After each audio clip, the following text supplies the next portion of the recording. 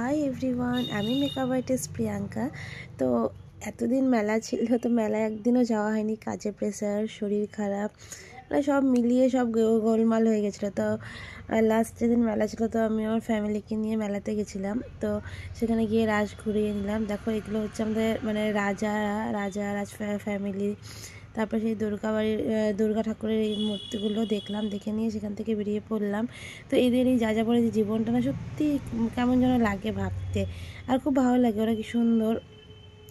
আর সেখান থেকে বেরিয়ে গিয়ে দেখো এত ভিড় মেলাতে যে হাঁটতে হচ্ছিল না, ঠেলে ঠেলে নিয়ে যাচ্ছিল।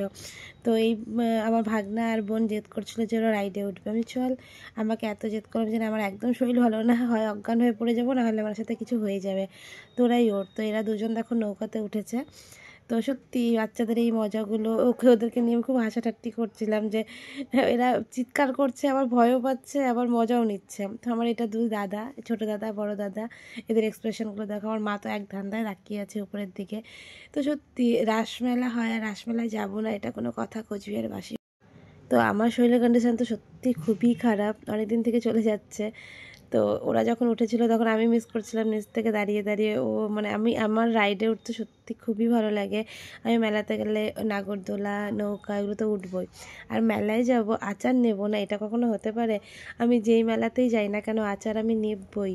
তো সেখানে সেদিন আমার ভেজ ছিল, তো আমি টেস্ট করছিলাম। তো দাদারা বলছিল তোর না আজকে ভেজ। তো ভাগ্যিস আমি লঙ্কার আচার টেস্ট করার পরে রসুনের আচারটা টেস্ট করতে নিয়েছিলাম। তো ও আমাকে টেস্ট করে দেয়নি, আমি গন্ধ শুনছিলাম, তখনই আমাকে বলে দিল, যাই তোর না আজকে শনিবার, চল দাদা তুই খেয়ে নে। ও কনফিউশন যে খাবে কি খাবে না। খাওয়ার পরে যে ওর যা মানে এই ছিল, বলে যে ছি এত বাজে খেতে, হ্যাঁ মাছকে যে খেতে দেওয়া হয় না সেরকম টেস্ট। হ্যাঁ, ও পুরো রাস্তা বলে যাচ্ছিলো, ইস আমি কিছু খেতে পারবো না, এত বাজে টেস্ট, এত বাজে টেস্ট। পরে আমি বললাম চল, এক জায়গায় দেখলাম যে কি কুচুর মুচুর চপ, কারণ ওদের ভেজ ছিল জন্য আমরা কোথাও কিছু খেতে পাচ্ছিলাম না। তো সেখান থেকে আমরা চপ খেলাম।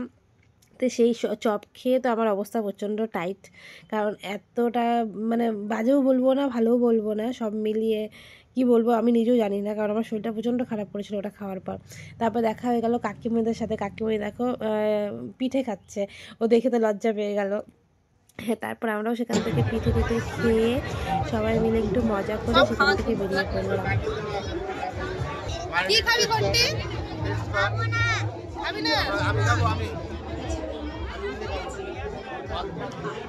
তো চলো, টাটা।